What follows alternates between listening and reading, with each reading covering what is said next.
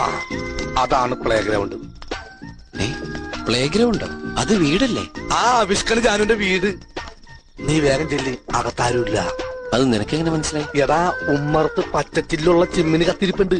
അത് welcome signal. അത് ശരി. അപ്പൊ നീ അവിടെ പോവാറുണ്ടോ? നീ വെറുതെ ഒന്ന് പറയാലേ. ആ അവരെനിക്ക് അമ്മയെ പോലെയാ. ഞാനവിടെ പോവേ ഒരിക്കൽ.